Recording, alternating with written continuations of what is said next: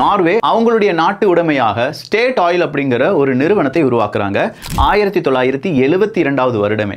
இந்த state oil இப்போது ஈக்வினார் அப்படின்னு சொல்லி அறியப்படுகிறது. ஸோ இந்த ஸ்டேட் ஆயில் அப்படிங்கிற இந்த நிறுவனம் தான் நார்வேல இருந்து எவ்வளவு கச்சா எண்ணெய், எவ்வளவு எல்என்ஜி எடுக்கப்படுது, அது எங்க விற்பனை செய்யப்படுகிறது, அதனுடைய லாபம் என்ன, அந்த லாபத்தை என்ன செய்ய வேண்டும் அப்படிங்கிறத முடிவெடுக்கக்கூடிய அமைப்பா மாறுது. அப்ப இந்த ஸ்டேட் ஆயில் அப்படின்னு சொல்லக்கூடிய இந்த அமைப்பிடம் ஏகப்பட்ட பணம் வந்து குவியுது. ஸோ இந்த பணத்தை நம்ம என்ன செய்யலாம்? வெப்பன்ஸ் வாங்கலாமா, மிலிட்ரி அப்கிரேட் பண்ணலாமா, இல்லை நம்ம வேற ஏதாவது இடங்களை வாங்கி போடலாமா அப்படிலாம் அவங்க யோசிக்கவே இல்லை. இவங்க யோசிச்சது என்னன்னா, இதை பாதுகாப்பதற்காக ஒரு ஃபண்டு ஸ்ட்ரக்சர் அப்படிங்கிறத கிரியேட் பண்ணணும். அதுக்காக நார்வே அரசாங்கத்தால் உருவாக்கப்பட்டது தான் ஜிபிஎஃப்ஜி அப்படின்னு சொல்லுவாங்க, கவர்மெண்ட் பென்ஷன் ஃபண்ட் குளோபல் அப்படிங்கிறது.